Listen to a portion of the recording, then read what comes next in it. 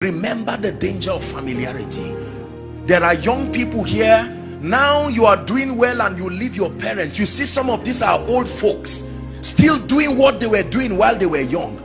Mama is still carrying wood in the village and the man is here giving donations to churches. I'm not against it, but make sure that in all your lifting you do not forget those who helped you. There are many people who do not take care of their families, but sometimes you come to us as men of God and you bless us with millions, whereas the family members are suffering. It ought not to be so. Are we together now?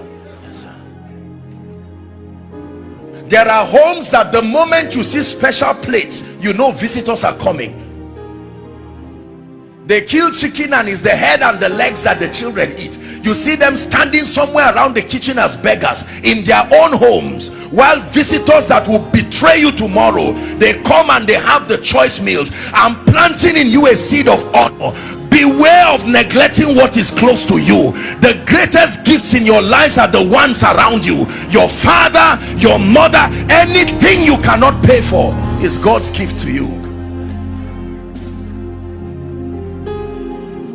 Don't allow your children hate you because of how you dishonor them. They go out of the house and they are treated as kings. They return back home and they are treated as rubbish. Same thing with parents. There are many young people, parents remain in the office because their children, let me tell you, there is nobody who runs away from an atmosphere of honor. There are many men today who cannot go home. Christians, as soon as they enter their homes, dishonor speaks everywhere.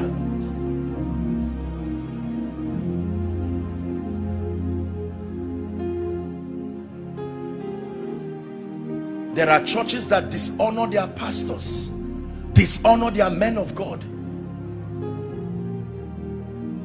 I do not know any assembly where the man of God will not excel, knowing that his people love him sincerely. Not something you qualified for. Apostle Goodheart, thank you for being my pastor. I love you. That you can truly, he knows how comforting it will be.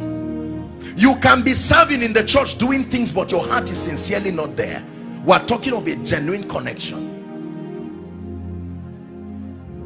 Let me therefore propose a few things to you as I attempt to round up. Number one, you must make a covenant with yourself and your life and your destiny, that for as long as you are planted in this assembly under God, make it a point of duty that you will stand and you will die with your pastor. Make it a point of duty that you will see to it that as he follows Christ, you are giving him the best of your support and everything. Extend that same mentality to your boss. Extend that same mentality to your children. Can I tell you this? There are many young people today who hate their parents because the parents never believed in them. They went elsewhere. Your father is not the person who gave birth to you. Your father is the person who believed in you enough to invest. Maybe this is a word that God is giving a few parents. Be careful the words you use on your children, the way you tear them down. Someday the sun will go down and the little boy today who is helpless will come to a position where you may be ashamed to lay claims.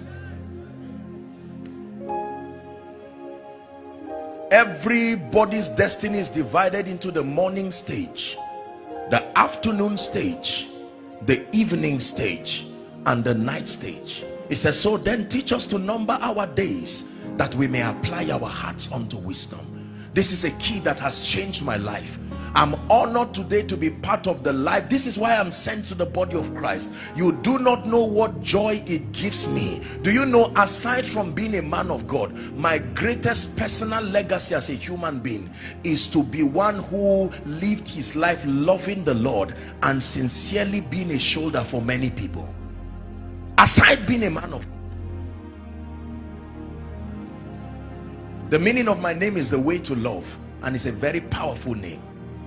I blessed my parents 1,000 times for being that discerning to give me such a name.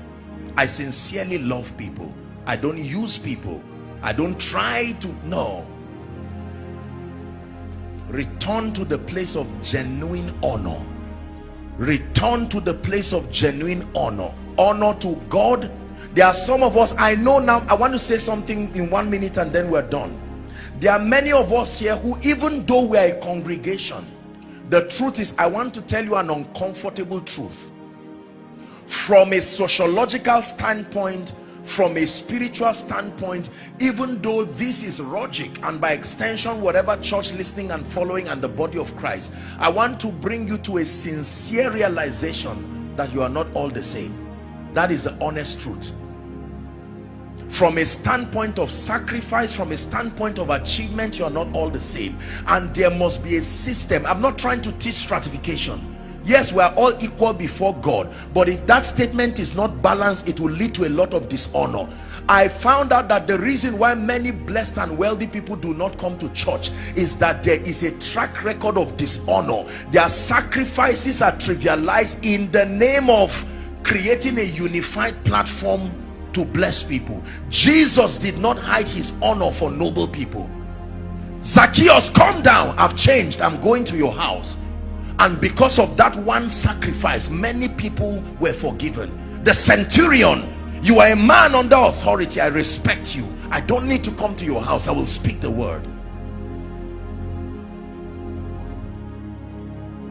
No matter how high God lifts me, I'm wise enough to know that there are positions I occupy today, sociologically speaking, that is a privilege. It didn't come by age, it didn't come by qualification, and we must be wise enough to communicate the same. Is God helping us? So there are many of us that God will bring us into places where from a physical standpoint we should not be there. Don't abuse that access. When God gives you access to the ears, the hearts, the hands of kings and nobles, do not trivialize it. One time I was going to pray for a first-class traditional ruler in this nation, and when I got there, there are these people, I don't know what they call them, the ones who hold whip and ensure compliance, those guys there. And I was going to the palace, and you don't enter the palace with your shoes, you know that, right? But the man said no. He said enter, and the people were surprised. I said no sir, please let me take off my shoes. He said no, I am king. I said enter. But if I'm going to see him another day and I now buckle my shoes and just jump in, no, I will not abuse that access. Can I tell you this? Every time a man shows you uncommon access, make sure you send back a message that makes him know, I recognize this is a privilege and I do not take it for granted. I guarantee you, do that and you have secured his fear. That fear of, if I give you greater access, would you abuse it? If you let them know that you are aware that you will never abuse it, then you will see more of them. These are the keys of the kingdom that we do business with.